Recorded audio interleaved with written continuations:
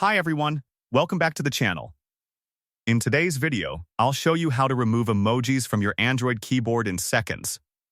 So, let's get started. First, open any app that uses the keyboard, like Chrome or Google. Next, tap on the search bar on the top. Now, when the keyboard appears, tap on the settings icon at the top of the keyboard.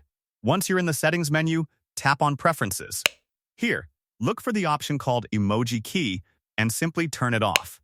This will remove the emoji button from your keyboard.